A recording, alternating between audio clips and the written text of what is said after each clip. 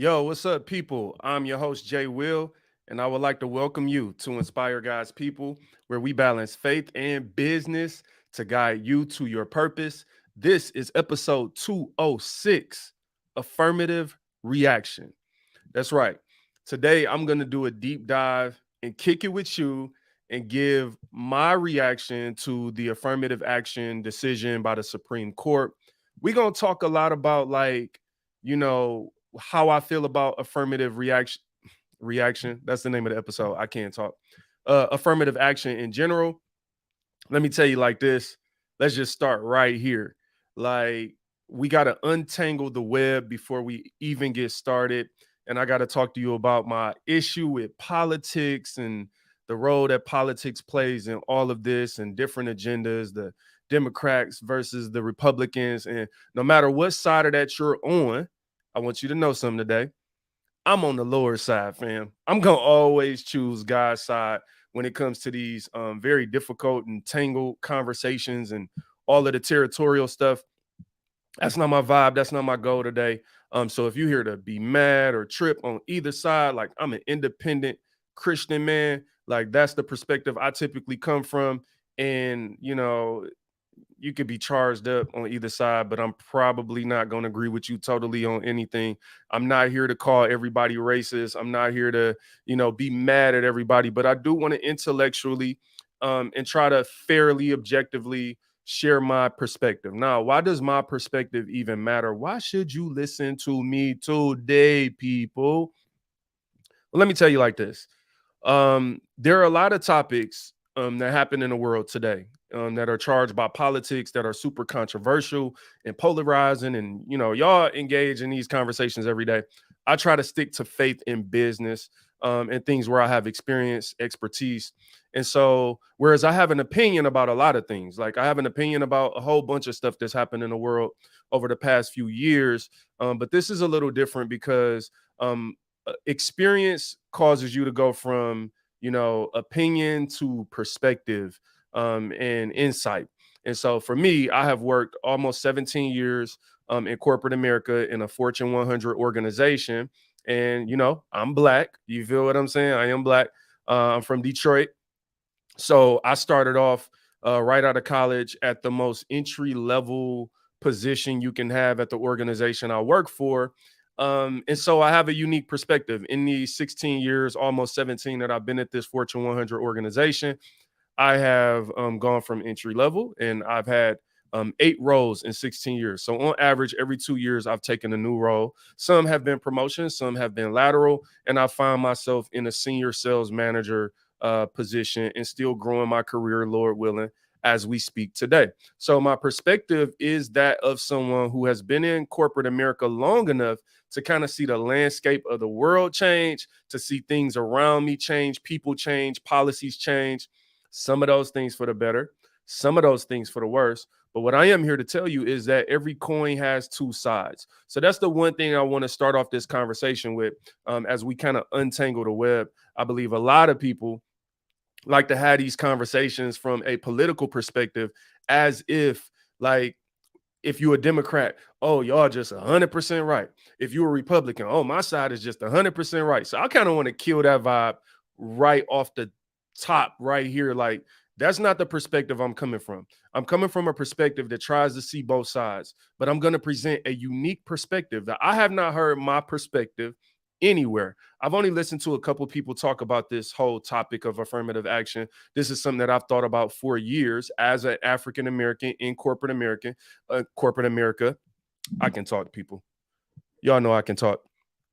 As an African American in corporate America, came to corporate America from the east side of Detroit, fresh out the hood, baby. Like, you know what I'm saying? Like, so I was not somebody who grew up understanding how to grow your career, how to network. I didn't come from a whole bunch of money or something, or like my parents didn't have these crazy connections. Like, I really, really, when you say started from the bottom, I really, really started from the bottom. And I had to teach myself a lot of things. I'm also a college. I can talk. I'm a college graduate. I graduated with a business marketing degree. And here's what I could tell you.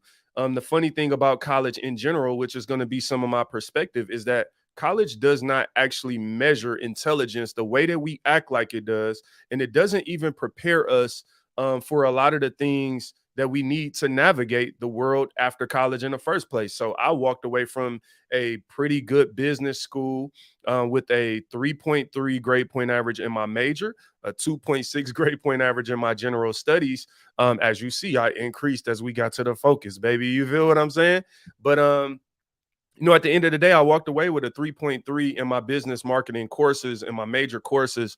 And there was still so much I did not know when I graduated college. Like this, I, I don't want to, I love my school, much love. You know what I'm saying? I'm not even going to say the name after I made it seem like y'all didn't teach me nothing.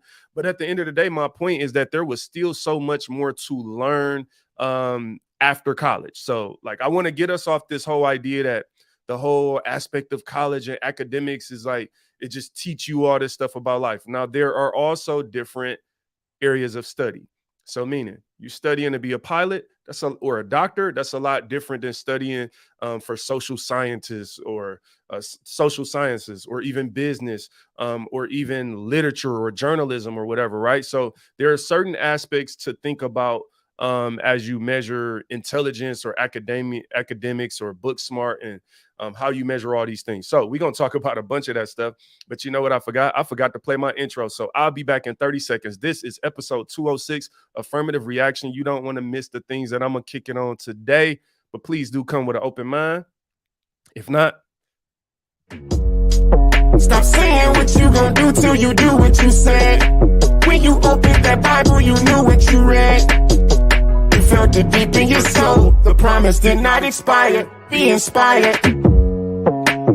I can see beyond the tears you cry and the pain you feel. I saw every hill you had to climb just to make it here. When you say you ain't afraid to die, is it faith or fear?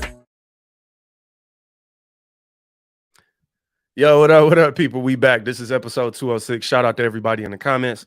The I Can Talk cups, when they gonna go on sale? I don't know what to tell you. I got you though. You'll get one. I got you. What up, everybody though? All right, so let's kick it, man. So first things first, I want to untangle the web because this whole affirmative action topic is really tangled up in a bunch of other stuff. Now, here's the thing that I don't particularly enjoy about politics in today's society and culture and the way that we discuss politics, because what we do is we tangle up a bunch of topics, right? So a bunch of like very taboo or polarizing and deep controversial topics like abortion and gender and affirmative action and diversity and equity and inclusion. And what we do is we tangle all of these things up. They all have very unique aspects to them, unique aspects that need to be viewed through a specific or particular lens to properly understand them.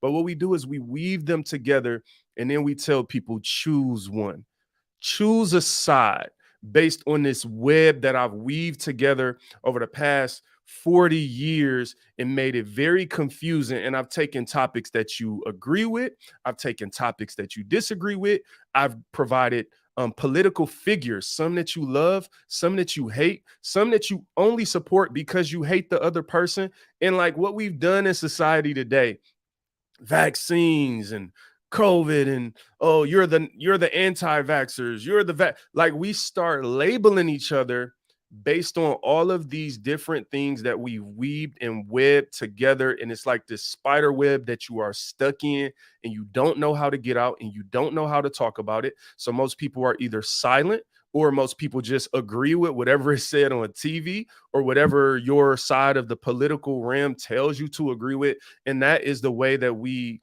digest and regurgitate a lot of the information around politics today.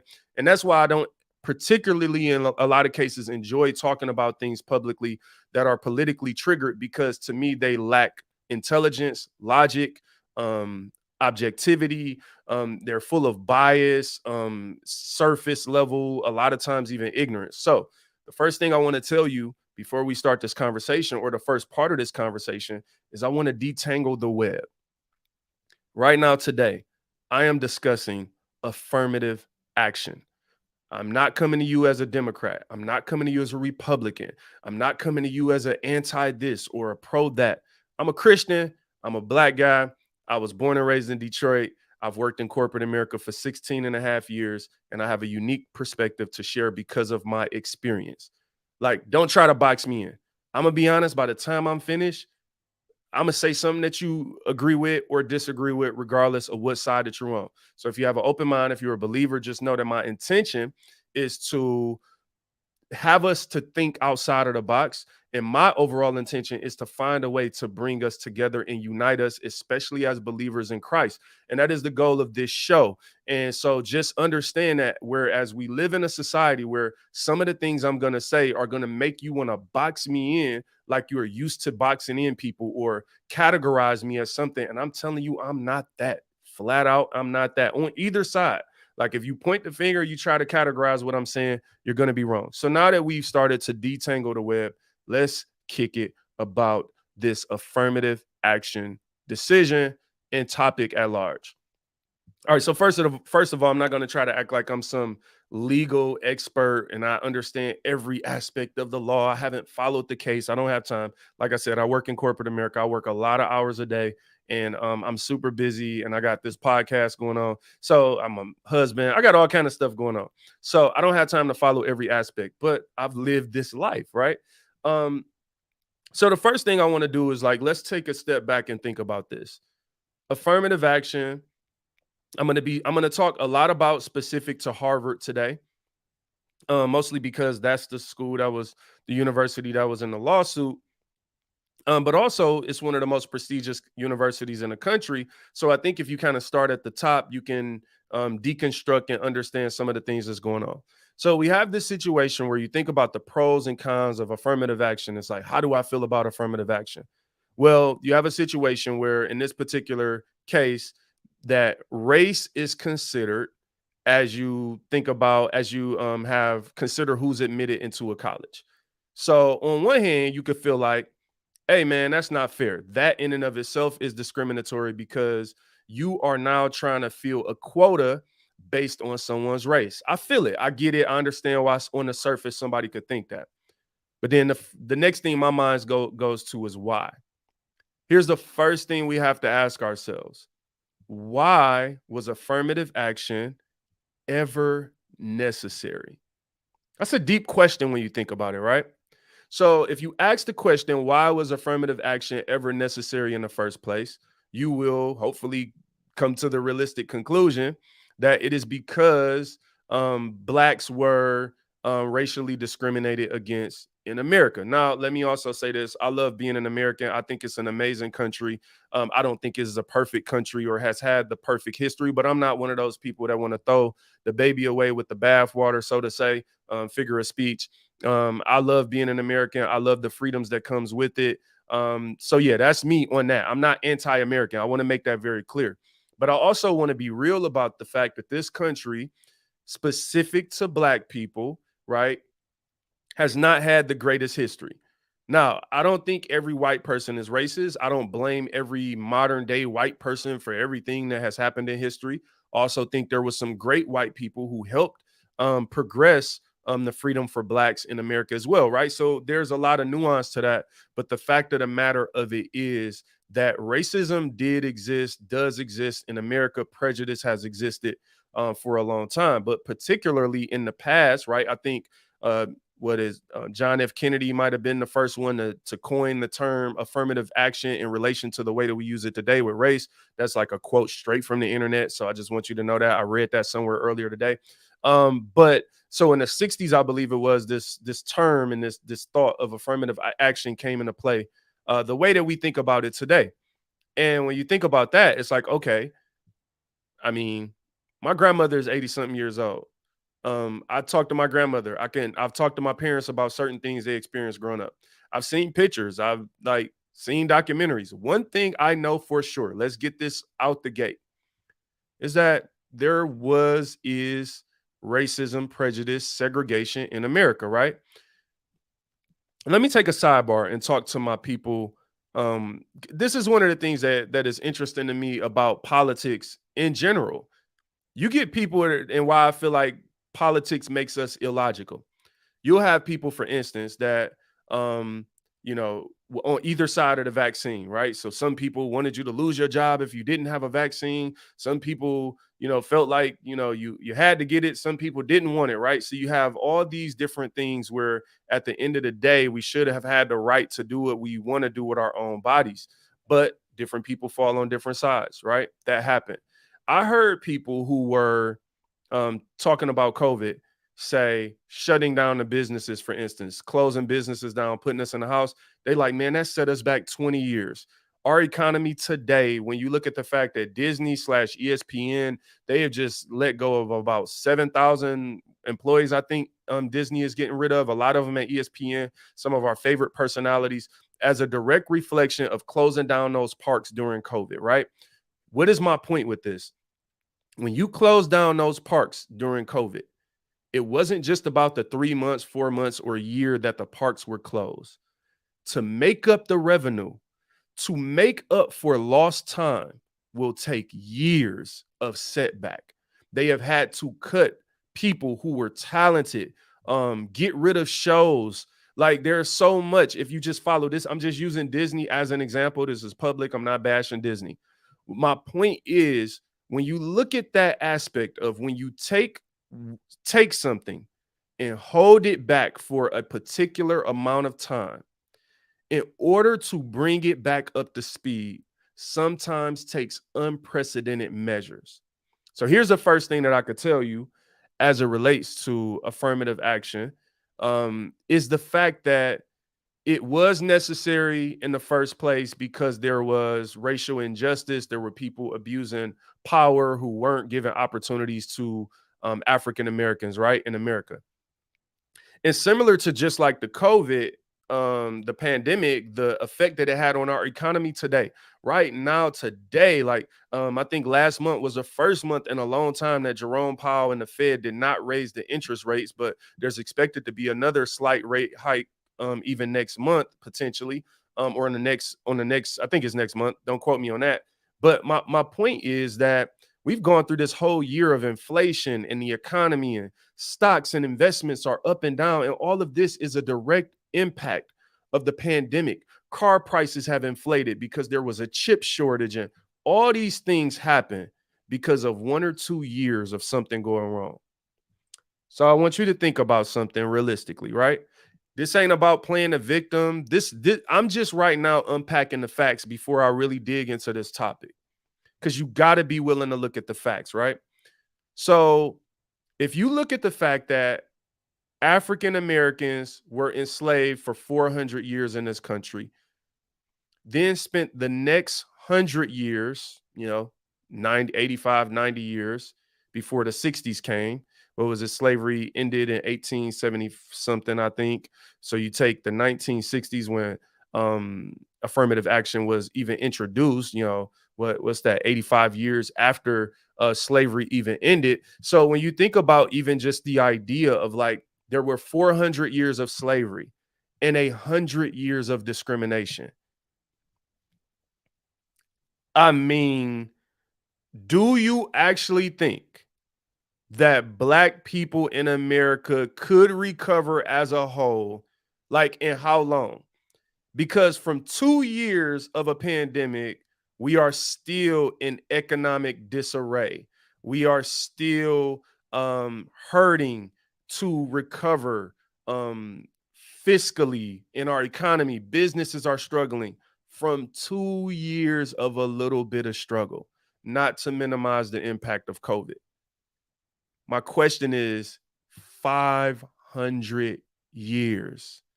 That's generations of people who didn't get a job, who didn't get a promotion, who had to work a certain job, who had to drink dirty water, who weren't allowed to go get the best educations. The first thing we just got to be real with before we even fully discuss this is, why was it necessary? So now we've gotten that. We understand, at least if you agree with me, that affirmative action was necessary in the first place because there was some level of discrimination still taking place. There were laws like the Black Codes and the Freedmen's Bureau that happened after the freedom of slavery. And I think one of the myths that happened is that people think when the slaves became free, oh, well, bam, y'all free, cool, go get a job, go do what you do. And that is just not the case, right? I wish it were the case. I'm not blaming you if you listen to this. You don't have to feel sorry for me. I'm just actually addressing the issues of why. So now, if we fast forward to 2023, um, if we go ahead and say now today, affirmative action is no longer necessary. Now, the question is, what does that actually mean? That would have to mean that we have made a huge improvement since the 1960s as it relates to discrimination on our own. I'm not talking about, keep in mind, because if the law goes away, then now you are expecting that the people themselves have actually changed, meaning that we are more unified, that there is no racism or prejudice, or people aren't looking at black people as lesser or less smart or qualified or things like that. And there's this parity that, hey, let's get rid of affirmative action because, like, yo, you might see the numbers increase because we have that much parity. Look, there's a lot that can be argued about that. I definitely think we are in overall better times than we were in the 1960s. And there's a lot of things that will support that. But at the same time, it's like, okay, if we take that away, where are we going? All right. Now let me keep it going from there. The other thing is, I would have to say an argument against affirmative action can be, in this particular case, if you are bringing in black students, right, who are lesser qualified than, I think this was sparked by Asians actually, right? So this isn't even necessarily a black and white thing. And don't quote me on that. I think this was an Asian group or the Asian community. No offense if I'm wrong. Look, it is what it is at this point. We're talking about it. So it would have to say that there's this huge discrepancy that has happened because you have let these black people in who are not qualified based on whatever standards, or someone is more qualified than them who's not being admitted. Then that would begin to say that what we should see is we should see some problems with those blacks that have been admission. Hold on, we need the cup. I can't talk, people. I know how to talk. What I'm saying is, like, the graduation rates of these blacks should be lower than the whites and the Asians, or there should be this huge drop off, because if these people aren't qualified, they really should be failing out of the school, and the affirmative action program should not be working, right? So we're going to look at some of the data and statistics right from Harvard and some other sources, because my thing is, I actually want to understand, is that the case? Right. So I want to look at this thing in its totality and say, like, yo, like, well, maybe, like, let me just be fair. Maybe they letting in black people who ain't qualified because this is a meritocracy and you want the best of the best. Right. That's one of the legitimate arguments out there. Is like, you don't want to lower your standards and then bring in this group of people who aren't necessarily qualified to be there. And then you ruin the whole situation in the first place. So let's look at that, because I think that's fair. Like, I do. I actually think that is a fair thing to look at. So we're gonna take a look at a couple tabs, people. You feel what I'm saying? Hey, let me go back and see how I'm showing up here. All right, cool. That's cool. All right, so let's take a look at a couple tabs. This is actually college.harvard.edu. This is Harvard's actual admissions website that we're looking at here. So I just want you to understand that this is Harvard College admissions and financial aid. We going right to the source, baby. A brief profile of the admitted class of 2026. So let's look at what this says. I think this is interesting. There were 61,221 people who applied to go to Harvard. 1,984 of them actually were admitted. 36 of them, a whole 36, were admitted from the waiting list. I think this is a little less than 4%, if I'm not mistaken. I think that's like 4%. 10% would be 6,100. 5% would be 3,500. I meant 3,050. Wait, did I say 6,100, 3,050? Yeah. So this is less than 4%, like 3.6, 3.4%, something like that. So the first thing I actually want to address here is, let's be real about the fact that only about 4% of people get admitted to Harvard anyway. Anyway.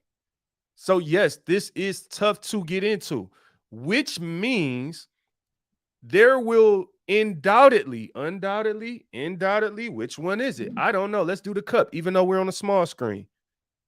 There will undoubtedly be people who are qualified, overqualified, who will not be admitted into this university. So, if only 3 to 4% of people who are actually being admitted, who actually apply or admitted, I can understand why you would be mad if you feel like there's any chance of a way that you were qualified and did not get admitted. I get that. All right, cool. But because there's so small of a percentage, on the flip side, I could say, hey, you have to live with the fact only 4% of people get in this school. There's going to be 96% of people. I'm sure you're not even really applying to Harvard if you're not one of the smartest people on your block. So that means, this is just reality. So we have to find measures to slice through, right? Okay, cool. Let's keep it moving. Geographical breakdown doesn't matter to me. Ethnicity. Here we go, people. This is according to harvard.edu. So the ethnicity of the class of 2026, 15.2% are African American. Great. 27.9% are Asian American. Amazing. Right? So they are 28% are Asian American. I think that's amazing. Hispanic or Latino, 12.6%. Native American, 2.9%. Native Hawaiian, 0.8%. That leaves the 40% of students administered into Harvard are Caucasian white students. All right. So you have whites leading the way at 40%, Asian Americans at just under 30%. I mean, man, that's almost 70 right there. You feel what I'm saying? African Americans and Latinos representing respectfully 15 and 12.6%. Nothing wrong there. This is the majors that they're majoring in. Most people are going into social sciences and humanities at Harvard, which was actually quite interesting to me. And the financial aid type or whatever does not actually matter. So, all right, first things first, if you look at this, the fact of the matter is Asian Americans are representing 28% of the applicants. You have African Americans at 15%. Now, one of the things that I also find very interesting, right now, we're just looking at the facts, is like, what is actually considered, right? Like, how are they actually choosing the students who are admitted into Harvard? Because if you have 96% of students are not going to be admitted, then you got to have a thorough process, right? Now, here's one of the things I want you to think about as we think about how you choose and select anything, right? I invest stocks, cryptocurrencies. You know, when you're investing, one of the first things people tell you to do, diversify your portfolio. Okay, great. Why? Well, you want to have a mixture of things. Some things are going to go good when others go bad. Like, you want a proper mix. Okay, good. So diversifying your portfolio in finances is, hey, that's pretty good.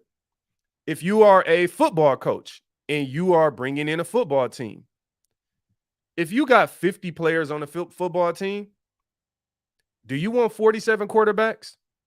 I mean, let's just say the top 47 student athletes in the country were all quarterbacks, and you have 5 picks in the draft.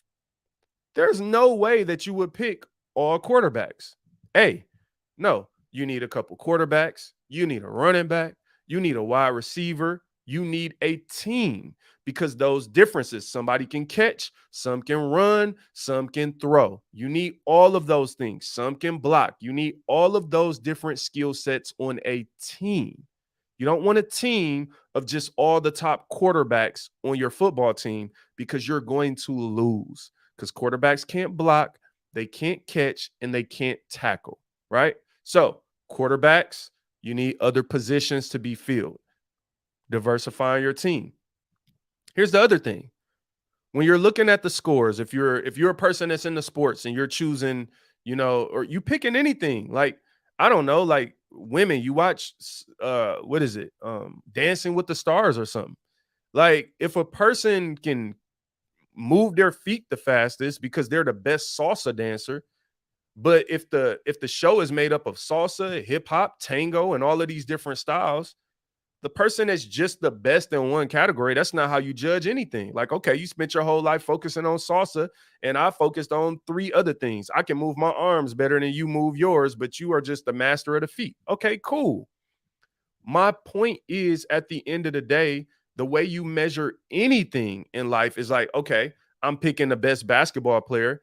Okay, maybe the best scorer is the best player, but maybe they aren't.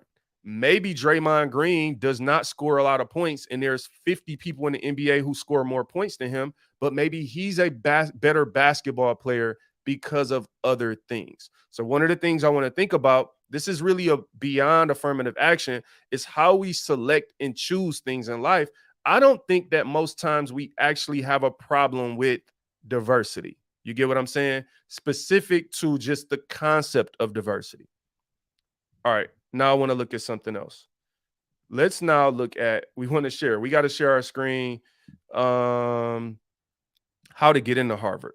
Let's look at that. All right, let me make sure we good. Yeah, we good. We good. This is from collegetransitions.com. Let me see. When is this? They don't have a date. Oh no, May 17th. So this is from May 17th. This data, again, collegetransitions.com. Where was Harvard founded? All of these things. But this is what I wanted to look at. We looked at the class of 2026. Let's look at the class of 2027. No, that's not what I want to look at. Hold on, Ray. No. I want to look at how to get in Harvard. How to get in Harvard. Well-rounded is not enough. Okay, here's the thing that I wanted to kind of look at. Well-rounded is not enough. Harvard, what they do and how they rate applicants is right here.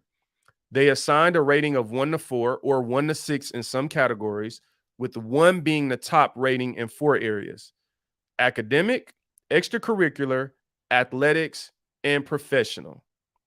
So the way that Harvard measures how you get into their school is academic, extracurricular, athletics, and personal. Personal is a very tricky one to me, and I'm going to come back to that a little later.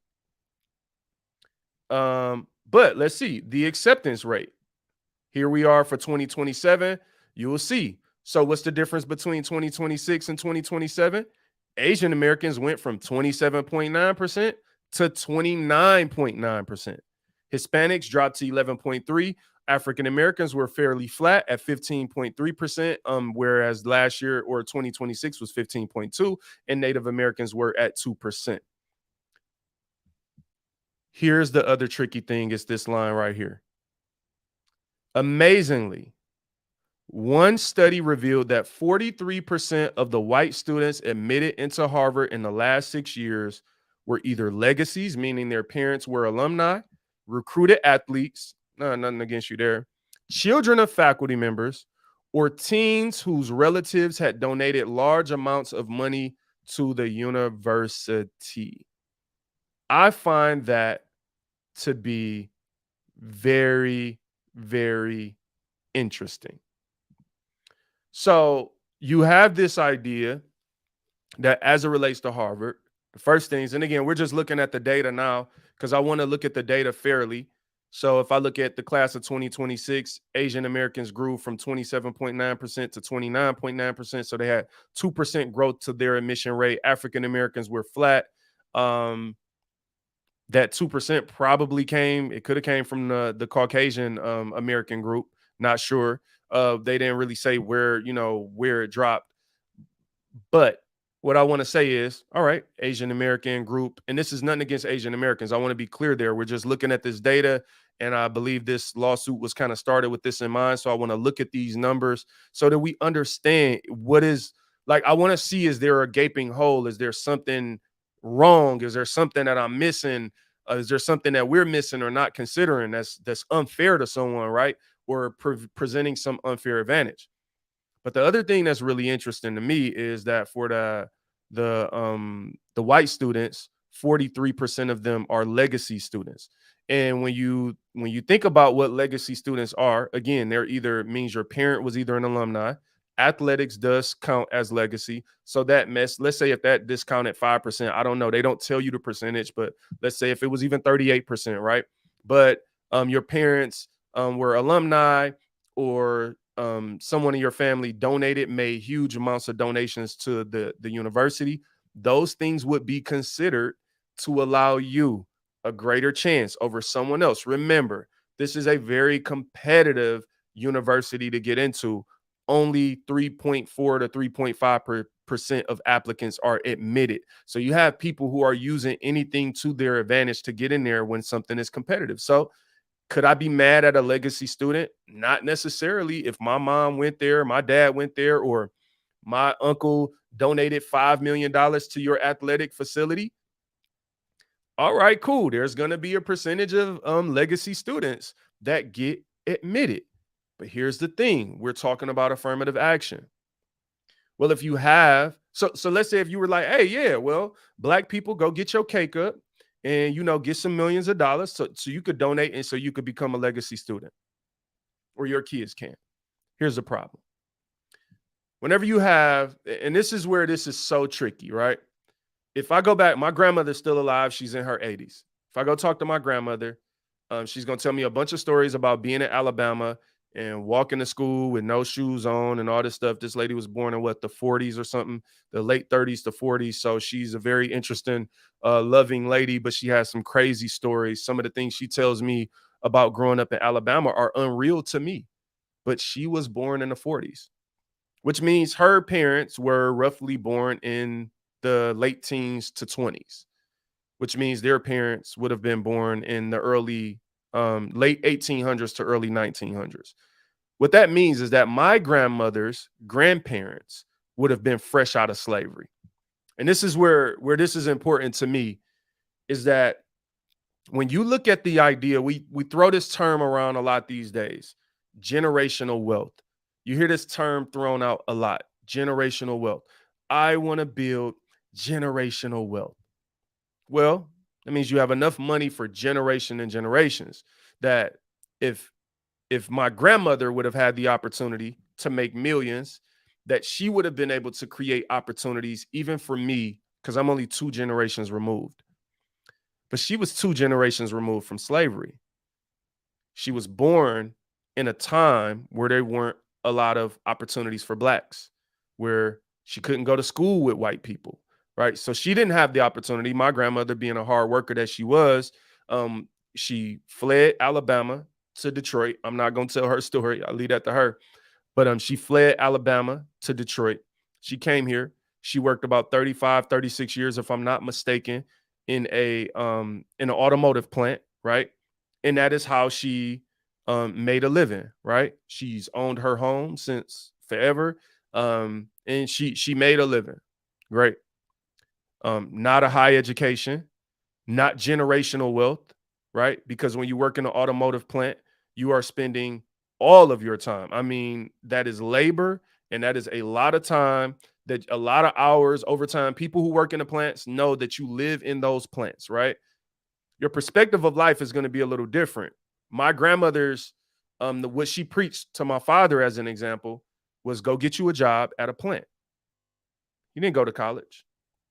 So what happens is you start seeing the generational impact of the difference between someone having the opportunity for education and advancement versus someone being prevented from that, just like COVID, just like shutting down these businesses for 6 months or a year has an economic impact. Look, we only did that for a year or something. 6 months they were shut down. Imagine being shut down for hundreds of years or a generation or 20 years. Man, you can't tell me that there's not going to be a negative impact to a community that has been specifically held back. Now, let me say this, because anybody who listens to this podcast know I'm not the victim mentality dude, and I'm not done yet. I'm still not the victim mentality. I'm not even saying this stuff to encourage you to have a victim mentality. No, I'm just being real, but this should inspire and encourage you to go get yours. I don't care if you don't invite and enroll me into a college. I don't care if you don't promote me on a job. Like, I'm gonna find a way. That's the underlying message. We just dealing with the facts. I don't want you to think that I'm about to have some big sob story. I don't think everybody's racist. I think people lack perspective.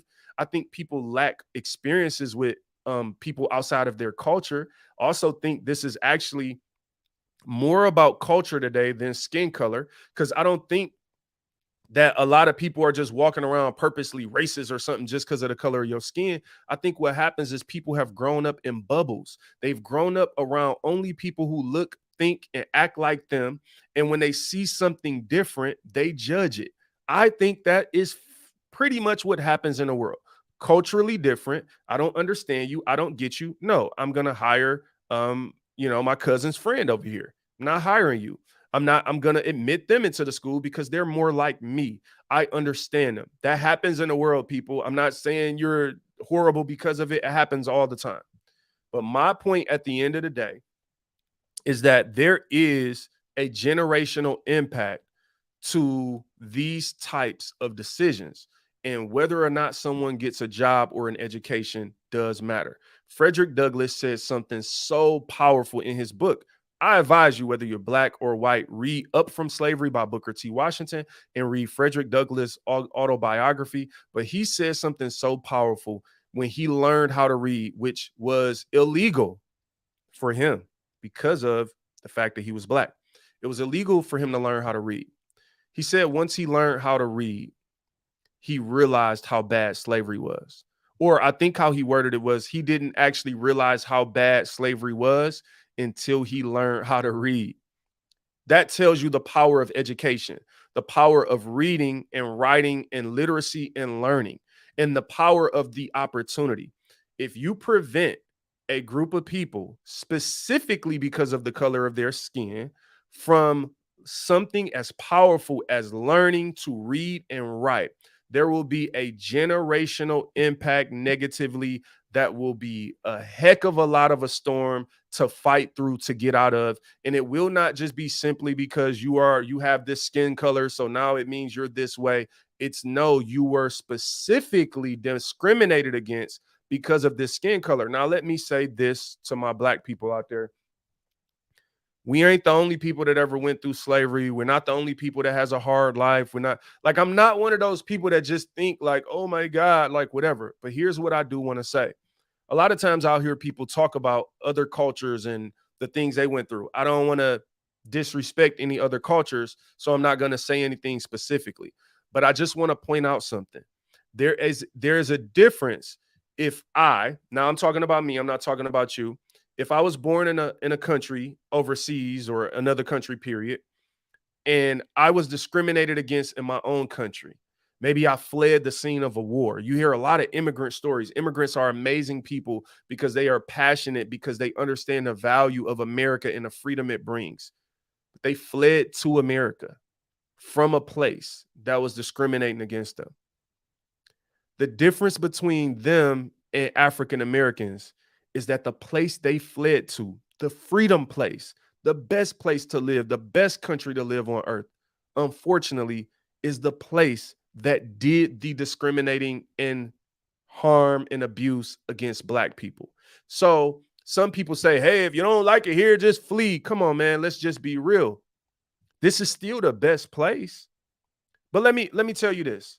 Let's say you go to a restaurant. I'm not going to name a specific restaurant, but let's say you go to the premier steakhouse in the United States. What's that one place? I will name it. It's a place I think it's called French Laundry, something like that. I never been there. Probably can't afford it because I heard it costs thousands of dollars probably to even get a table.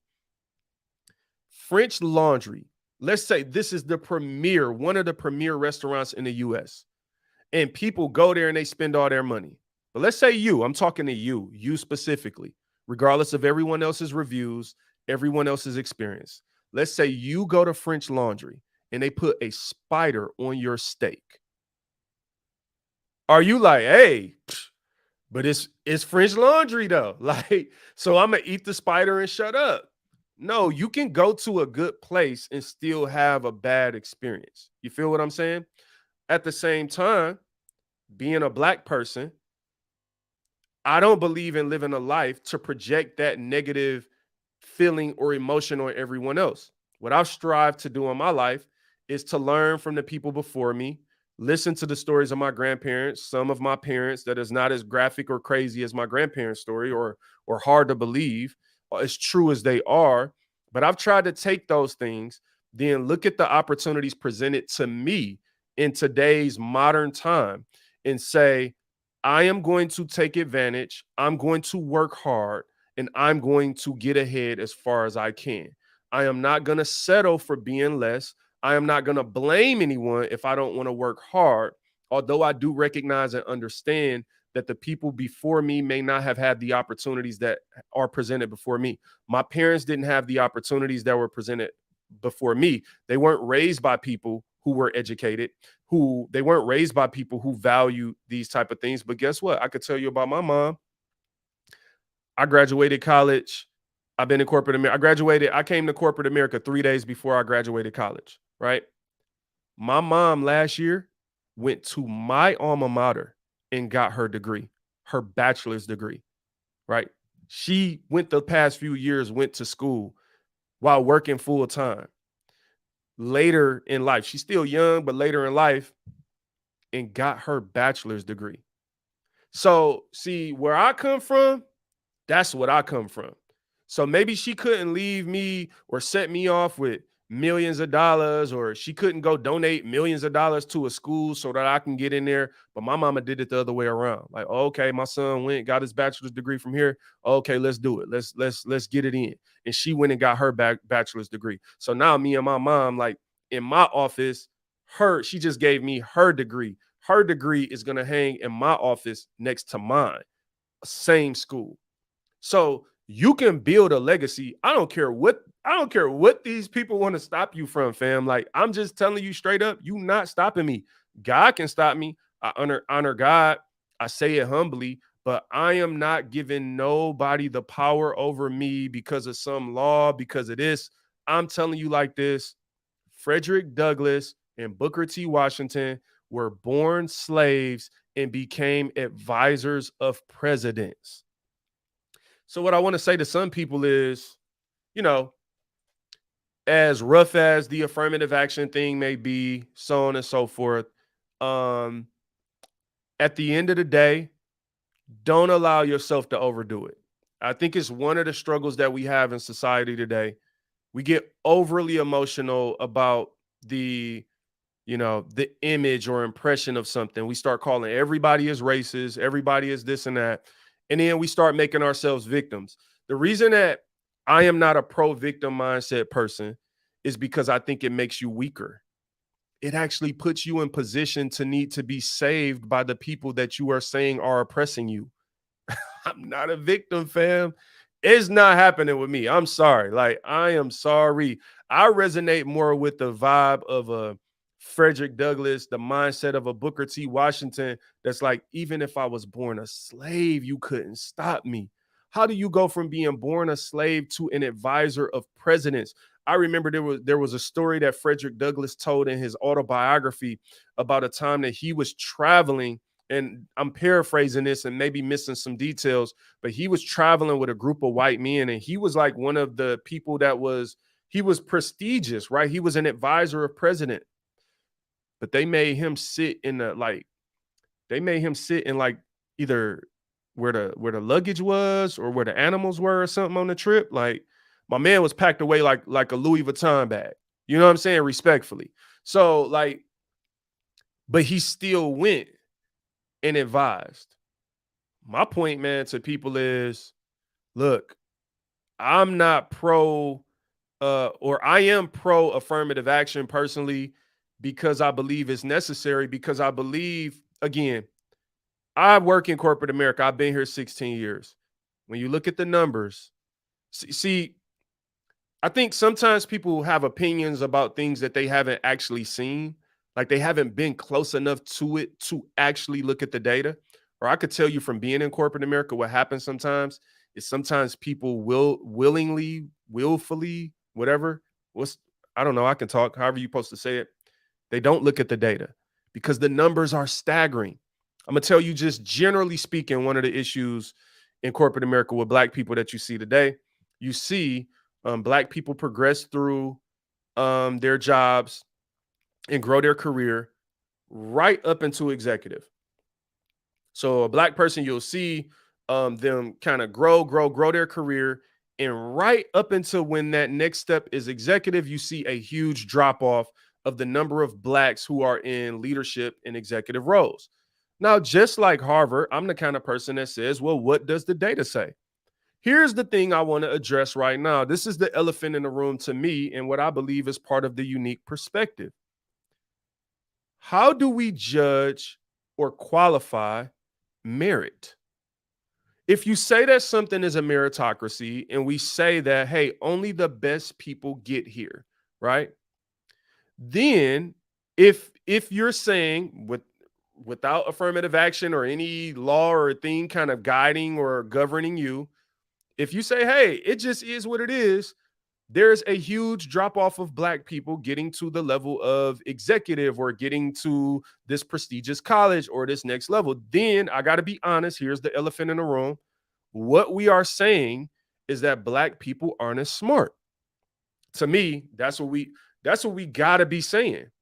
If we saying it's happening naturally, right? If there's no influence and there's just a drop off, like black people, you can start together with all kind of other groups, you can grow, but then you get to a certain point and there's like a glass ceiling, like, hey man, I don't know, y'all, for whatever, the color of your skin just maxes you out at a certain point, just organically. All right, so here's what I want to think about through that, because I'm the kind of person, let's be fair, but here's the problem. Similar to the situation with Harvard, where you have 43% of the white students are legacy students. That's rough. I want to say the number for blacks is around 15% for context. 43% are legacy students. So how do we judge that merit?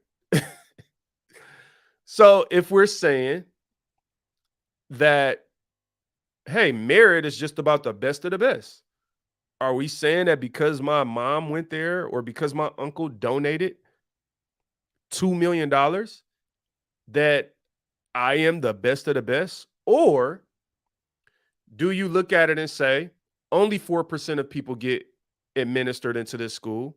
There are some people that are going to have a skill set of a running back. Some are going to be a quarterback. Some people there, because remember, Harvard measures 4 things. It was athletics, academics, personal, and extracurricular. So maybe you are an athletic person that had a great extracurricular profile, and this person that had 4.0 just feels like they should get there just simply because they had a 4.0. I have another problem with this idea that grades alone makes a person smarter. I do not believe that. And I'm going to tell you why. Remember, I just told you I came into corporate America. I had a degree. So did other people, white, black, and other, have degrees when they come into corporate America. Yes, a degree does get you in the door. It is something to put on your resume that will make people like trust some aspect of your determination. All right, so let's say that's one check out of the 4 things we look at. But what you'll find out once you get there is that having a degree once you're there does not often differentiate you from the next person who also has a degree. So when you have multiple qualified individuals, right, you have to look at other aspects. So maybe you got a 4.0 when you were in school. Remember, I told you I only had a 3.3 in my major classes, but you had a 4.0 and you feel like, hey, I'm a better salesperson than him. I should get promoted before him because I had a 4.0. Okay, great. You want to be judged strictly off of your academic knowledge or your ability to take tests. I'm going to tell you right now, I'm not a good test taker. You can ask me stuff that I actually know. And if you put it in the form of multiple choice and present answers that look almost kind of the same, but they're slightly different, I might get those wrong today. And I have closed millions of dollars in sales and negotiations. I have walked away from various six-figure deals, business and personal, where people have shook my hand and said, you are a worthy negotiator. There have been times I've been in real estate deals where people have looked at my wife when it's done. They don't tell you this while it's happening, but when you close and you get done, I've negotiated for vehicles. I've done all type of negotiations where people have respected me, shook my hand. White people, old people, young people. I've been pulled aside plenty of times in my life because I am a businessman. Okay, so what? You got a 3.9. I'm not saying so what like it doesn't matter at all. It has some level of value, but if you live in a world where you think book smart is everything, then you don't understand how life works. Here's an example. Just do me a favor and Google successful people. Matter of fact, let's look it up. Gotta look it up, people. Successful people who didn't even graduate college, people, or sometimes didn't even go. Let's look here. This is just a quick Google search. Steve Jobs. Oh my God. Oh my God. Not the iPhone, not the iPod, not the iPad. No college degree. You're smarter than Steve Jobs. Great job. Mark Zuckerberg. Hey, Zuck. How's it going, buddy? Hey, buddy. Introducing the Instagram threads today. Mark Zuckerberg didn't graduate. There were people smarter than him at school. Bill Gates, Oprah Winfrey. Oh, Oprah doesn't have a degree. She's not smart. She's not a brilliant business person. You don't have a degree. She's not qualified. This is a meritocracy. Remember Oprah, someone told her she wouldn't last on TV. Oh my God, these people don't know how to judge talent beyond a piece of paper and a test. It is the easiest thing to do is look at some test. Oh, you got a whatever on your ACT or SAT or whatever TTT. You got this, so you're smarter than everybody. I'm not saying that has no value. I'm not saying that you might not have a great IQ or be able to be a human calculator. I'm saying that there are jobs and aspects of life beyond that. There are jobs where you have to be a human being. Oh, hey, Brad Pitt, you didn't graduate college? Not a good actor, buddy. Not a good actor. You got to graduate. Let's look down here. I don't even know some of these people. Harrison Ford, Mr. Indiana Jones, no college? No way. Come on, people. What is my point? The point I'm making at the end of the day, you feel me, is like you have to learn how to measure intelligence beyond a book or a test. It matters. We're not done looking at Harvard statistics yet, so stay with me here. I'm building up to a unique perspective and a really good point here. My point is, I've been in corporate America 16 years, almost 17. I've been passed over before. I've been told, that I'm not good enough for certain things before. And then I've watched people that, okay, wow, so this person, for whatever reason, gets an opportunity. Great. What I'm saying is that I want y'all to understand something. There is no way to make it completely fair. Harvard only has a 3.8% admission rate. Someone is not getting in. And we can come up with every reason and blame this or blame that. But the fact of the matter is there is more than one way to look at how you're admitted into the school. And I don't necessarily think looking at race makes it a negative thing. And I'm not done making my point there. When I look at Frederick Douglass and Booker T. Washington, and I say, all right, This is a guy who was a slave, who was illiterate at a point in his life. Let's say we would have judged him at 18 years old and said, you know what, buddy, you're just not as smart as the next person. He's one of the most brilliant people. Do you know? You look at Harriet Tubman. Are you going to tell me Harriet Tubman doesn't have a college degree? She's not smart. To orchestrate what she orchestrated makes her brilliant. We have to learn how to see different levels of brilliant beyond a book. It is proof in all the athletes like a LeBron James who never stepped foot in a college but build multi-million or billion-dollar businesses, who are brilliant storytellers and have skill sets beyond what someone could judge them on in a test. And there are countless others, people, black, white, anything else, who are literally genius. Like, there is no book that can measure the genius of a Harriet Tubman. You understand what I'm saying? The genius to escape slavery, like people like Frederick Douglass. Do you understand? You want to say, hey, can you lead strategy in my business organization? Can I lead strategy? I can escape the hands of death. Who are you to tell me I can't lead strategy? Do you know how brilliant some of these drug dealers in the hood are?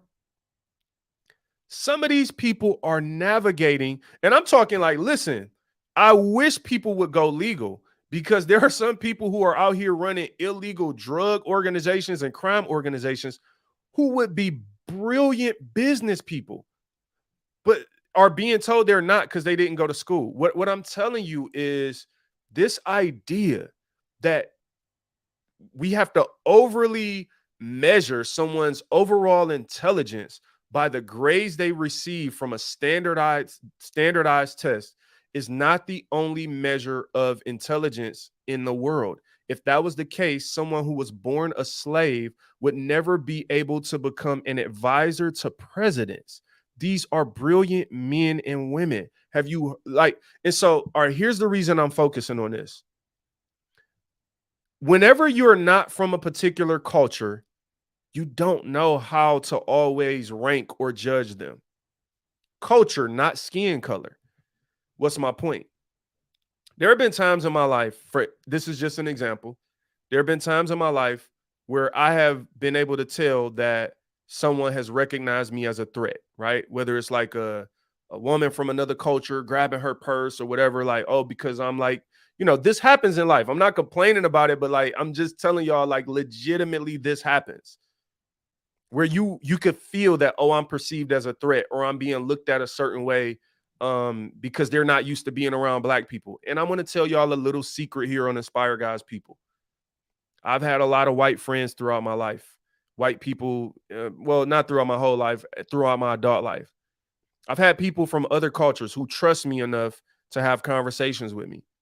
And they've told me, they've admitted to me, I'm not going to lie to you, yeah, I kind of was looking at black people different. Not gonna lie to you, when some black people moved next door to me, my parents said, don't hang out with those N-words. I have had people in confidence tell me these things. So I'm not saying because people told me it makes it the truest thing ever. Maybe it's anecdotal in my life experience, but I just understand the realistic nature of the fact that when people are not from your culture, they misjudge you. And what do I mean? When there have been times when people saw me as a threat, and I'm like, oh, that's interesting. Like, in my own hood, I'm the silly school kid, basketball player. Those are like class clown, basketball player, serious, or kind of a, wise guy, I guess. Like, intellectual, whatever. People come to me for advice. That's been my reputation my whole life. So imagine like me being around someone who's not familiar with my culture and because they saw somebody on TV with the same skin color. I'm like, you need to spend more time around black people for your own safety, because if you think I'm the threat, then it means you don't know how to identify the real threat. That's just an example to say this. There are times, and I've seen this in corporate America, where if you don't have the exact same type of skill set that the next person that someone is used to them having, they don't know how to judge your brilliance. They don't know how. That's why you can see an Oprah and tell her, you're not going to last on TV because she doesn't look like what you've seen before. And this can go either way. This could go black, white people. Black people could do this to whites or whatever, or any race or ethnicity. But what I'm saying at the end of the day is that this is why I believe we have to learn how to be united and integrate, especially as believers. I need to be able to talk to more white people to understand their perspective, to understand how they grew up, how they view things. They need to be able to talk to me and understand me, because at the end of the day, as believers, we should be and we are brothers and sisters in Christ. In this world will present any and everything to divide us. Now, here's a couple more things I want to look at in relation to this affirmative action thing. I think this one is very, very interesting, guys. Ivy League statistics. Which one do I want to go to first? Let's go to this first. Let's go to this Ivy League statistics. And this is specifically on ivycoach.com. These statistics are from 2015 on purpose. What I wanted to do as I was having this conversation was say, all right, sometimes when something is trendy like this news article, you start getting a lot of biased articles, a lot of biased information coming forth because people are either for or against this ruling. And I was really trying to get to like, what is a fair way to look at the statistics? How have they changed since 2015? We looked at the 26, 27 statistics where, as an example, African-American around 15.2, 15.3%. Asian America go from 27.9 to 29.9% emission rate. White emissions are around that 40% mark. So if we go back, 8 years, what was it like then, right? 34,000 students apply. So you have a lot more students applying now at 60-something thousand. And here's the crazy thing.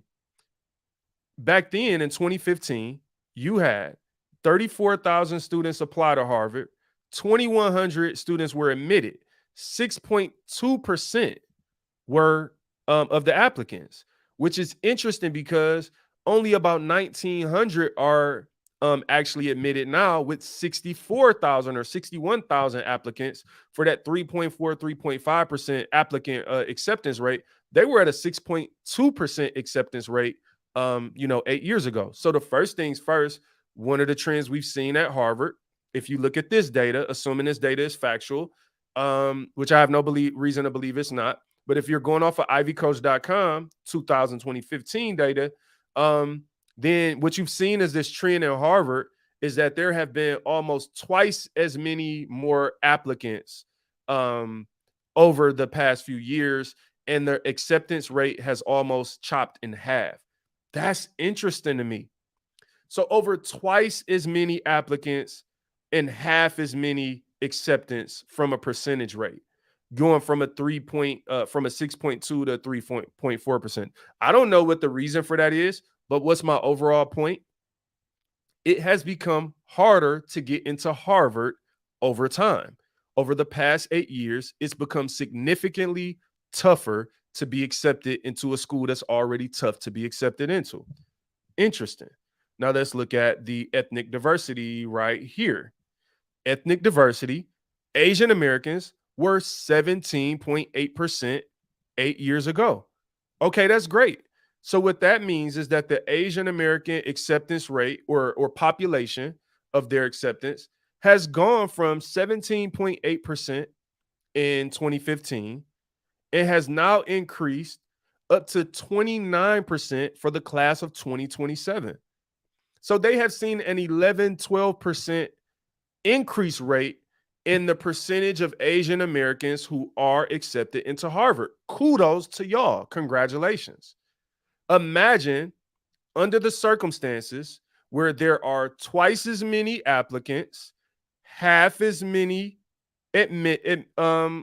accepted, and you have, in those conditions, managed to grow 11% of the admission and acceptance rate. I mean, that to me is astronomical.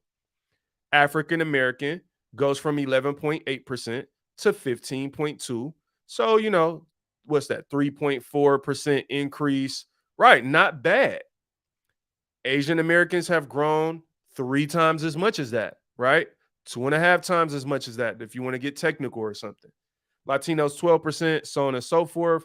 That would have put, I believe, the white population in that, let's see, 17, so let's call it 18, 12, 30, 42, 43, 40. So I mean, that would have put the white population at what's that, 54, 55%, and now they're down to, did I say 40%? So you've actually seen a huge steep decline in the white students administered accepted into Harvard, going from 55 to 40%, while you've seen this huge steep incline, right? So that is a 15% difference for the white students accepted, and 12 of those percentage points have gone to Asian Americans. So that is the turnaround. That is what you have seen in the past 8 years as it relates to Harvard admissions. Great, cool. All we're doing right now is simply understanding the numbers, because to me, we could sit here and have all these arguments and all of these opinions that are just based on emotion, and we could be divided, or we could actually just understand like the numbers. So I want to say something right now. So far, I want to be honest, I'm not really seeing where the threat was with African Americans in particular, right? There's only been a 3% increase in the acceptance rate for African Americans in the past 8 years. I'm not seeing how that, still only representing 15% of the acceptance rate, like, I'm not seeing how that is like some unprecedented, like crazy negative thing, right? But I do want to look at one more thing before we get out of here. And one of the questions I asked myself, wanting to be fair, was how are the Black students performing though? Because I think what would be fair is if you said, hey, y'all are lowering the standard and allowing students who are not qualified to attend Harvard to come to this university simply because they're Black. And if that is the case, and then these kids are getting here and they're not qualified, so they're failing out and they're not becoming successful, so it's actually hurting them, then I'm going to be honest, I would have to consider, if this is the case, all right, maybe they have a point, because that means you're not qualified. So let's look at the numbers. And I'm going to be honest, I looked at these numbers from several sources and I just chose one to share, but they were all the same, which within like 1 percentage point of each other. So this is on, what is this? jbhe.com. I forgot what that stands for because it's in the background. These numbers are from 2013 graduation rates, right? So I wanted to look at, again, the reason I went with older data is because I didn't want anything. A lot of the data now, it might be triggered by the story itself, but I did look at modern data and it's roughly the same, right?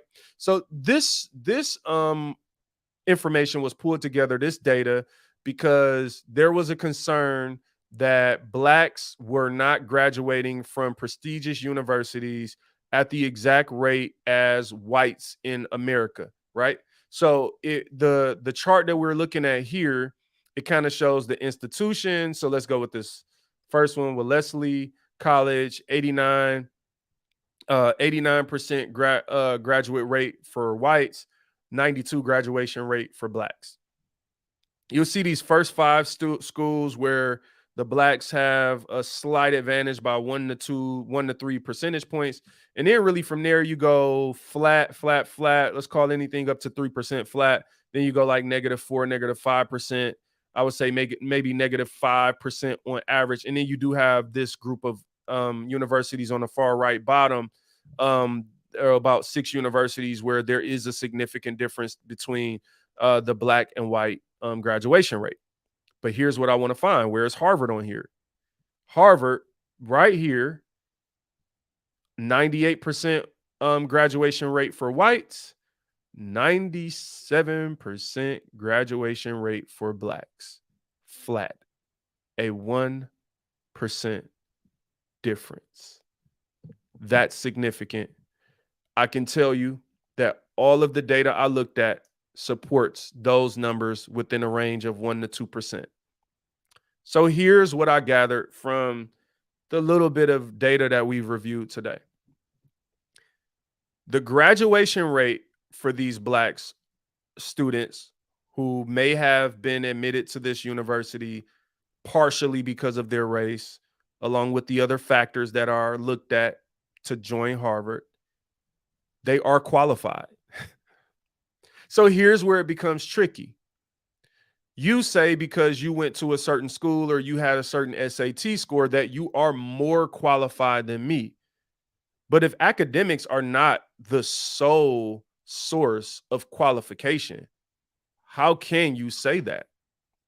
If these Black students are being admitted to this university simply because they're white and they are graduating from Harvard with a 97% graduation rate, then please tell me, well, man, Black people must be super smart. You must be able to just choose somebody just because they Black and I can go to Harvard. Like, you mean to tell me you could have just selected me like, hey, you Black, just come to Harvard. And so here's one of the reasons that I'm pointing this out is because that's what we make it seem like. Here's what I want to tell you. The reason that we need diversification is to allow individuals from different parts of the world, different walks of life. And as it relates to African Americans, these students who may be partially attending this school to meet a quota for affirmative action. Number one, the quota does not significantly swing the percentage rate. So you're not seeing this astronomical. It's not like you're going to Harvard and everybody is Black. No, you went from seeing 10 Black people to 15 Black people. You're not, it's not like the Black takeover. So I don't want us to make it seem like that. Number one, these students are not coming here and not keep, like, they coming here and doing the same work you're doing. They keeping up with you and they graduating. So maybe what you're saying to me is that a Black person with a lower SAT score from a lesser school, a lesser education, from lesser financial background is just magically able to keep up with the big dogs. Like, that shouldn't be the case. I'm not saying that's the case. What I'm saying is that what's happening is these people are qualified to be there. They are not simply getting admitted into Harvard University simply because they're Black. But what you're allowing is a level of diversity amongst those who are qualified.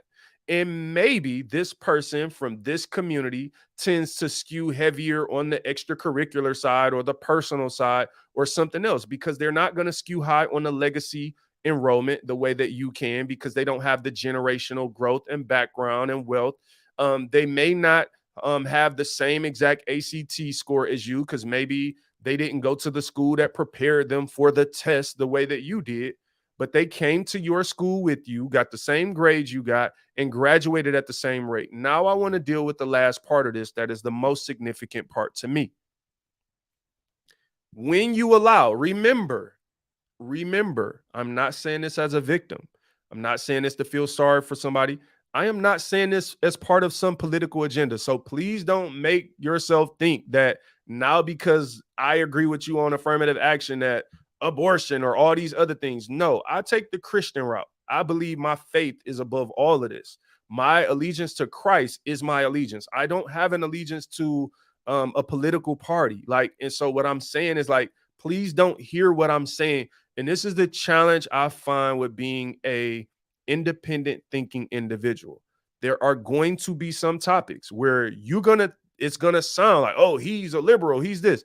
Then there's gonna be some topics gonna be, he's a conservative, because that's how we are used to categorizing people. I am a Christian. Like, that's my perspective. That's where I'm coming from. All this other stuff, like, I'm not on that. So I'm just saying that because I know how people get triggered because you hear through the lens of the world that we live in today. So you will start trying to categorize me like that. You can't box me in like you box these other people. I'm not that. So what's my point? At the end of the day, there are other ways to qualify brilliance or a smart person. The reason this is so important is because Black people in America were specifically prevented from being able to go and get good jobs and to build generational wealth. And there was a setback. And I don't say that as some type of a excuse or a reason to be a victim. It's just a fact. Just like an immigrant. Like I'm gonna say this. I want to be real with y'all. Why do we celebrate when immigrants tell the stories of them escaping their country and how bad and oppressive their country was, and they came to good old great America, which I do think is great, and like we champion that.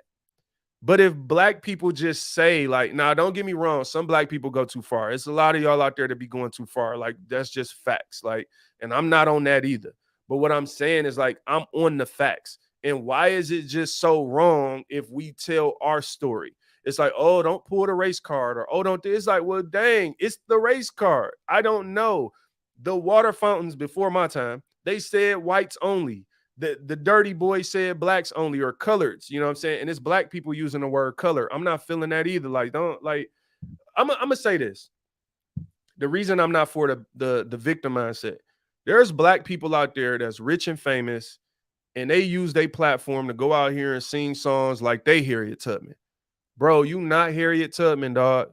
You in Beverly Hills with a bunch of white people and rich black people, and your kids don't go to the school our kids go to. Like, stop trying to.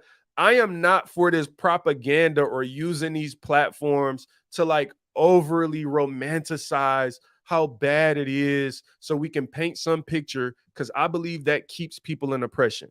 I'm here to call out the fact that, yes, specifically in America, blacks were held back intentionally because of their skin color. Just like when the businesses closed down from COVID, there's going to be a domino effect of that. So the importance of affirmative action to me is when something was bad because you intentionally held it back. The only way to potentially help it get back on it in the right direction is to intentionally help it, because I don't trust. I'm just being honest. As a person that works in corporate America today, loves working in corporate America, and I don't think it's just because everybody's racist. I don't think people have the capability or the skill set to properly judge diverse talent who are from different cultural areas and spaces in the world from them, to just simply trust them to continue the rate to fairly give opportunities to people. And the difference is these opportunities are life-changing. Let me tell y'all something. This is the important part of it to me. I'm from the hood. Like, I came from the hood. And it's like I had to work for everything from entry level for myself. If you are going to stop me or not consider me because my brilliance is a little different than the person who's next to me, and y'all went to the same school, or you get all these little weird advantages when you are like let me just be real. Corporate America, these schools, that's white culture. So like when you are, even if you white and you grew up in the hood like Eminem, you not gonna relate to all that stuff. Like, that's just different culturally. So it puts certain people at an advantage, and it puts you at a disadvantage where you have to adapt to their culture to grow, because they don't understand you as you. Because when you're in the position of power or the position of the majority, you don't have to adapt to the people beneath you. And that is part of the advantage that whites in power have had in America, is they don't have to adapt or learn about the people that they're leading. And the problem with that is, you don't have experience in my culture, or you don't know how to judge brilliance in me. You're going to do like they told Oprah, and you're going to tell me you are not good at something that I'm brilliant at, because you can't properly judge talent. Now, here is the significant piece of it. When I can grow in corporate America and I can get to a certain level and I can make a certain amount of money, then now I can afford to properly educate my children. I can afford to live in a certain community. I can afford to have money in the bank and not be check to check, to be literate financially, I can grow and be a productive citizen to society. That's what Booker T. Washington was building towards when he built his school. That's what Booker T. Washington was talking about when he was going and giving speeches and being an advisor to presidents. He was talking about teaching blacks and allowing blacks to learn so that they can be contributing citizens to society. But you have to allow people to do that. You cannot hold someone back from growth and then blame them for not growing, or point the finger at them when their communities are distressed. So when you don't listen, when you allow one generation of a person to grow and they earn it. Like, you're just allowing someone the opportunity to be in the game. That's what I always say. I just want to be in the game, bro. And I don't want people holding me back from being in the game because they don't understand me. I don't want to have to change everything about myself, like cut all my facial hair off because that's what y'all do in y'all culture. Like, we don't do that. Like, I got bigger lips, bro. That don't look right. My hair is coarse. Like, it's gonna grow and turn back into my skin. That's gonna make my skin irritated. I'm not walking around with the naked face. I'm not doing it. What am I saying? You could do that if you want to, but we have to learn how to understand different people. I think that goes both ways. I think that we are all at the advantage if we all have an opportunity to continue to grow. It makes us all better. And the biggest thing is that these percentages of black people not even high at the, like, in corporate America. I see it. I've had people say, man, you'll be surprised the stuff you hear that people will say, when ain't nobody around as a black person. I remember one time it was this person talk about this affirmative action, right? This person had gotten an opportunity when the these companies start focusing more on diverse hires, right? And I was out to dinner with these two white people who I like. These were like cool white people. I'm not calling them racist, nothing negative. Like, they cool. They were cool to me. But they said something, I never forgot it. They were just kicking it about this person who got this job. And they were like, yeah, I don't remember if it was a male or female, but they're like, yeah, they got it because, of their race, because they diverse. And I was like, dog, that's funny to me. Like, so we can't acknowledge all the years that somebody didn't get a job because of their race. And let's just say it was part of the reason they got it. It's like me getting drafted to a team and you saying he got it because he a quarterback. Where quarterback was the need on the team that year. Maybe next year is running back. You picked the wrong year to be a running back. What I'm saying is, okay, great. If everybody wants to get rid of affirmative action, cool. What I'm challenging you to do is do it on your own. Diversify yourself as a believer on your own, because like the Bible talks about all nations. Let me just say this, right? This is important. I want y'all to understand something. And it's also concerning, and why I talk about these things as a Christian. I know it might turn some people off, but that's not my intention if you really hear my heart. The reason we have to address this, I could tell you over the last few years, we've lost a lot of black believers to pro-black religions, right? So what happens in Christianity when black people feel that, wow, even as a Christian, they don't, like, even Christians don't care about me. They don't care about diversity. They don't care about coming together. I don't have a space here. What it does is it leads people into religions that call the black person God. That's not biblical, but it's a lot of people on that. More than you know. And this is what I mean about diversifying yourself and understanding what's going on in the world as believer, because all souls count, right? And part of the reason that former black Christians are being turned off is because nobody wants to tell the truth when it's the black person at the disadvantage.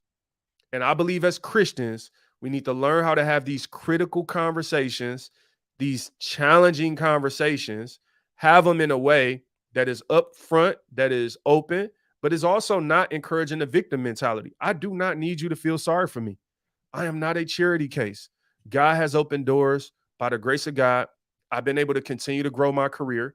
I've had challenges. I've had setbacks. I've had frustrations, but I've continued to fight. I've put myself in uncomfortable positions. Last year, I learned how to play golf. I went out, one of my mentors took me out on a golf course last year. When I tell you I could not hit the ball and the grass was dirt by the time I was done on that course. I was on a beautiful course out in Plymouth, Michigan. It was beautiful. And I was out there so frustrated. But the reason I wanted to learn how to play golf, because I'm like, well, this is where all the business deals happen. And there are people who are getting a head up against me.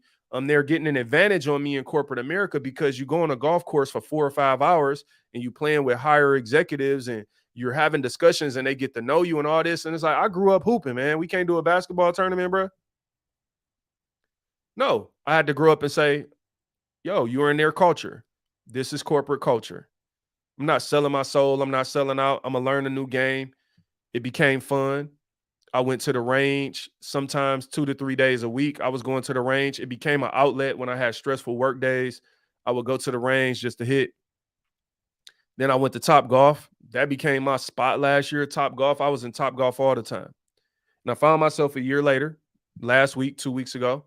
I was out of Denver, Colorado Springs, at a PGA course, the Broadmoor, beautiful golf resort. And I was like, okay, I'm playing.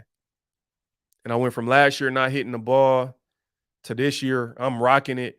I'm on the course. I'm networking with the people. I'm in the game, bro.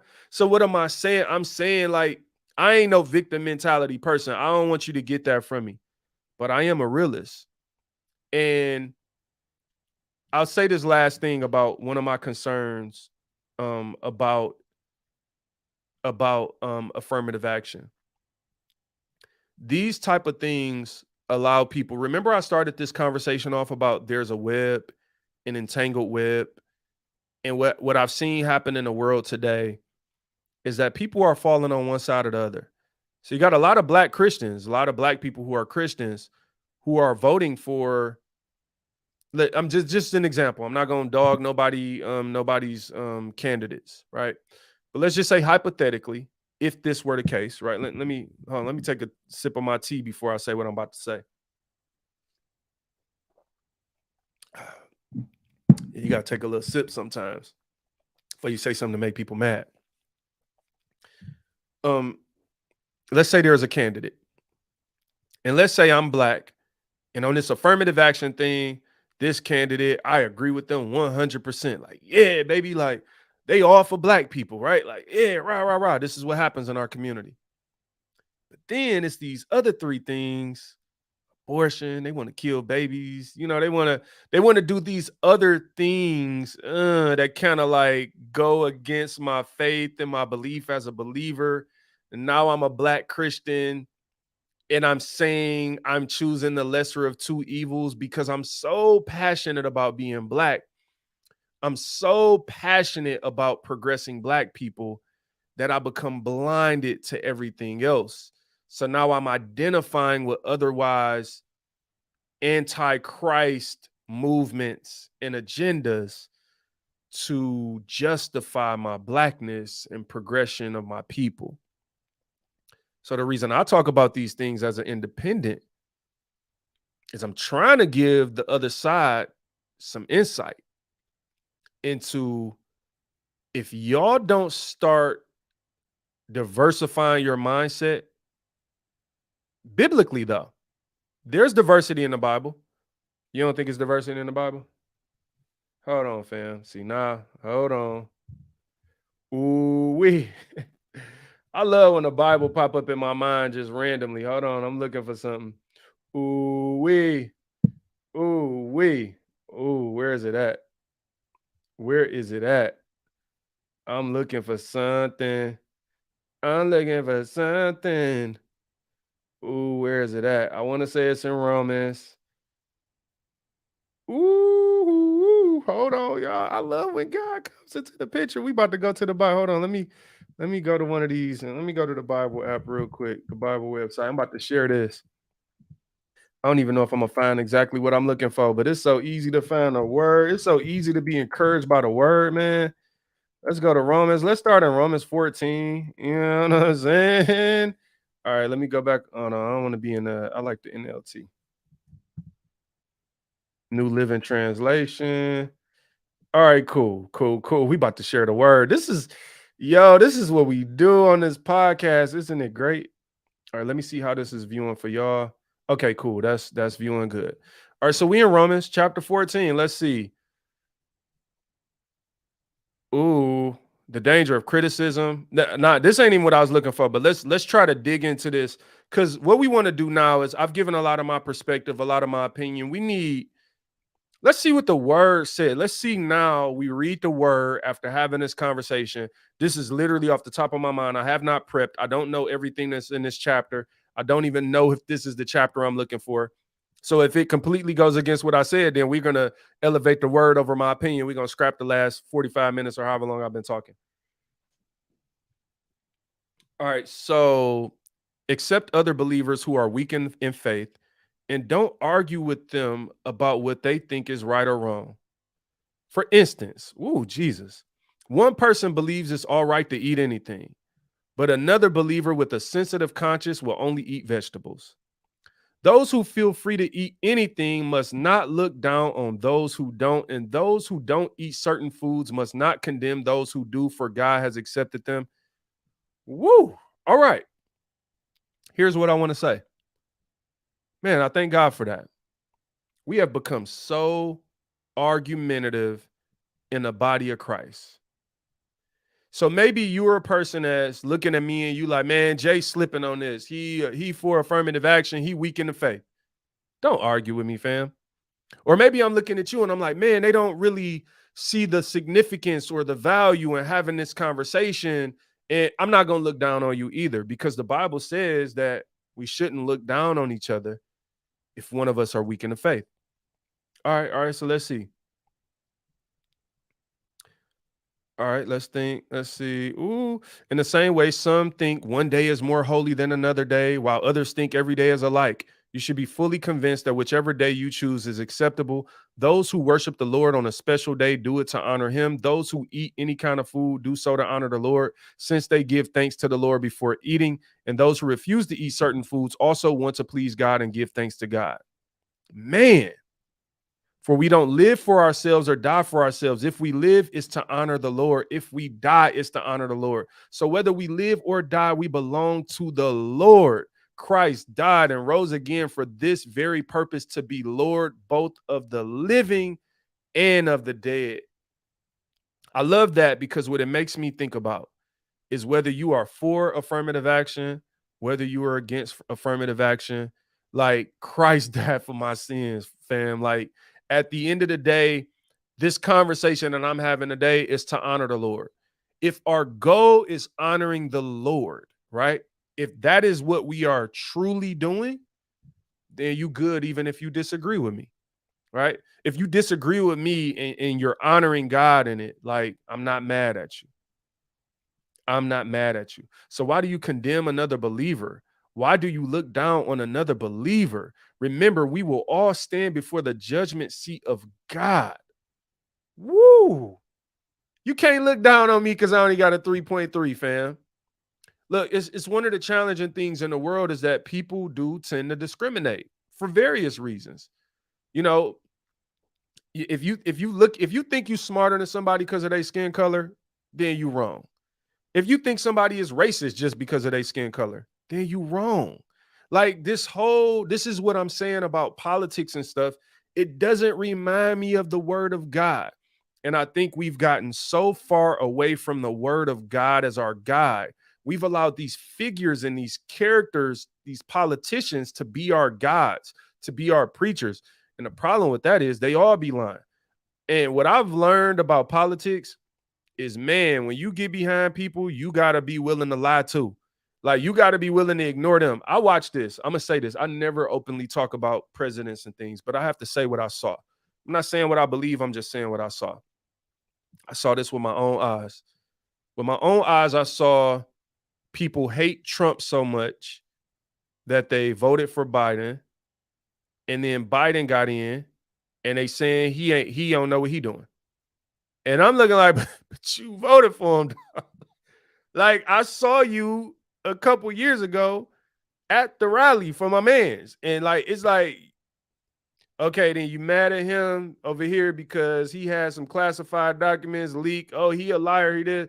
Then my man over here leak his, and you kind of like, well, that's my homie, so I ain't nothing on that one. It's just the world we live in that's interesting to me. I'm just a Christian guy. Yes, each of us will give a personal account to God. So let's stop condemning each other. Decide instead to live in such a way that you will not cause another believer to stumble and fall. Woo, woo. Jesus. All right. Ooh. Let's see. For the kingdom of God is not a matter of what we eat or drink, but of living a life of goodness and peace and joy in the Holy Spirit. If you serve Christ with this attitude, you will please God and others will approve of you too. So then, oh Jesus, did you have? I knew the word was gonna give me something. Verse 19, we in Romans chapter 14, verse 19. If you listen on audio, I apologize. I am sharing the screen, and you should subscribe to our show on YouTube at Inspire God's People. Check out our shorts, our inspirational messages that I release almost every day. Verse 19, y'all, Romans 14 and 19. Jesus, Jesus, Jesus. So then, let us aim for harmony in the church and try to build each other up. Don't tear apart the work of God over what you eat is what it's talking about here. To me, you can look at that in various aspects. Don't tear apart the work of God because you disagree with something. Jesus. Verse 22, you may believe there's nothing wrong with what you're doing, but keep it between yourself and God. Blessed are those who don't feel guilty for doing something they have decided is right. But if you have doubts about whether or not you should eat something, you are sinning if you go ahead and do it. For you are not following your convictions. If you do anything you believe is not right, you are sinning. The lesser of two evils. That's why I don't like that. I just don't like the concept of like, if I'm doing something that doesn't feel right, why? Because everybody else told me to vote for this person. Everyone else told me to do this. Everyone else told me to march for this cause. Everyone else told me that this was a noble cause. Get this, don't do that. It's like, man, I don't know. I never read this chapter with this perspective of like all of these things that we're back and forth and we're arguing about. And ultimately, they are separating us from the Lord. Yeah, I like this, DC. Man, you always tell me how to say your name. I apologize, sister. Thank you for watching. If it be possible, as much as lies in you, live peaceably with all men. That's really what this is about. With me, it is about, yes, I can have a perspective on affirmative action because of my life experience, because of who I am and the vantage point that I've grown and worked 16 years through corporate America. And I've seen a lot of things. I've seen a lot of things that I think either people are in denial about or they wouldn't believe. And I have to be real with y'all. Also know I'm a smart person. There have been times where I have felt that people have tried to minimize my brilliance because it's different than what they're used to. Like I'm smart in a different way. I'm not gonna pass every test, bro. I'm just telling you right now. If you right now put a multiple choice test in front of me, this is what throws me off about tests. In life, the way I learn, I like to learn the right way to do things, and I like to do that. But if you tell me, I always tell people, I'm not a fast learner. I'm a great learner. So I don't learn things fast. I learn things from repetitively doing them over time, looking at them from different angles. Like I learn like that. So if you give me a problem and say, let's say we in school right now for 30 minutes and you teach me something and you teach me that, Abraham Lincoln's hat was red. Okay, cool. But then you put it on the test. Now we only looked at this for 30 minutes. Abraham Lincoln hat is red. Cool. Then you put on the test. Abraham's Lincoln hat. What color was Abraham's Lincoln hat? A, red. B, pinkish red. C, burgundy. D, maroon. I'm going to look at that and be like, well, shoot. From what I remember, I know it was something in the red family. Then you got the nerve. One of them is cardinal red or bright red. It's like, yo, like I don't learn like that. I don't learn by you trying to trick me. That's not how. First, it's like I need time to do something, experience it, learn it, and then I'm a great learner. I tend to learn things better than most people, better than the average people. But I don't learn things faster than the average person.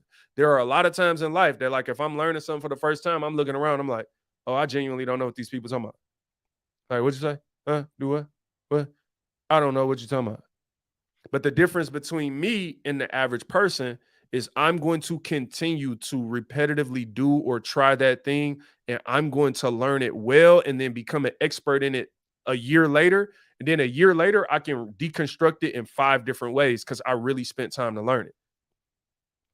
That ain't never gonna come out in a test though. Like, so if me and you take a test and you score better than me on the test, that doesn't mean you're a better leader than me, because leadership calls for empathy, right? It calls for the ability to motivate or inspire others, to galvanize the troops. Some people are just individually great, right? And so all I'm saying with this whole thing is that, look, man, there's a reason that affirmative action was needed in the first place. I bet if it was affirmative action in church, we'd see more whites and black churches and blacks and white churches. We don't even go to church together, y'all. Now, I say that knowing good and well that there are some diverse churches in America. Few and far between in some cases. A lot of cases, they're just mega churches. Also, I've been to a lot of churches in Michigan where the audience is mixed, but the leadership is white. That's something I've noticed, like, for real.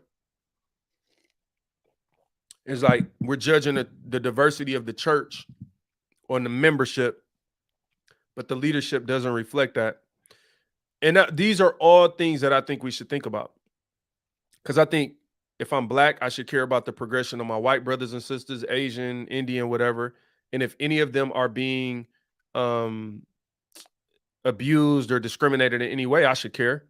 And I think vice versa, that people should care about black people. I do. Like, I don't think you have to put a Black Lives Matter flag outside or go to a march or donate money to some people that you don't trust or know or believe is doing the right thing. I wouldn't do it either. But that's why I think the association with political agendas are sometimes negative, because what you have is that all of these political agendas are hijacking the oppression of blacks to really spearhead other things. And you never really actually see black people benefit at the ground level. Like I'm saying, you're not seeing a significant dent in change in the ground level of our culture. But yet we become the marketing campaign for a lot of movements and agendas, who then go and actually really make change in other communities. You feel what I'm saying? So look, I appreciate y'all watching. If you watch this on the replay, hopefully you got something out of this. Hopefully maybe something challenged you, maybe something maybe you didn't like something or whatever. But what I ask you is that you receive it out of love, because it was given and spoken out of love. Even if it doesn't mean I'm right on everything I'm saying. I have a specific perspective. I'm open to hearing other perspectives as well. So please do comment. Let me know what y'all think if you listen to this later. Thank you for Felicia, Dusty, the conference. Is it DC? Oh my God, DC. I want to say it's something. Your name is pronounced a certain way, and I'm so sorry. But appreciate everybody who commented, who's watching this, and man, I just hope that my goal with this podcast is to be able to spark certain conversations like this. A lot of times, I stay away from some conversations not because I'm scared to have them, but because I don't particularly like conversations where people won't listen because they're triggered. It's not enjoyable to me to discuss. And it's does say say.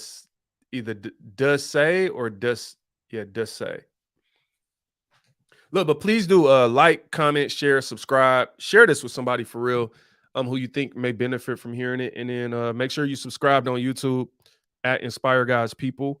We are approaching 600 subscribers. I think we're at 595. You know what I'm saying? So thank you for everybody that's subscribing. We're continuing to, I'm continuing to try to grow the show, and meaning grow like with content and substance and the things we're talking about, the way we're talking about them. Like I said, it is challenging sometimes. I do work in corporate America. I do have a very busy job, and I also travel. And so sometimes it's challenging navigating, like keeping up with everything and trying to schedule interviews or things like that. I am going to be on another podcast, the Trinity Financial Group, their podcast coming up soon. So I got a couple other things coming up. Have to get back with somebody about speaking to a group of young men for a nonprofit at the end of the month. So I got a lot of things going on in real life, and hopefully we continue to grow online. Much love. God bless y'all, man. This has been an amazing, amazing, amazing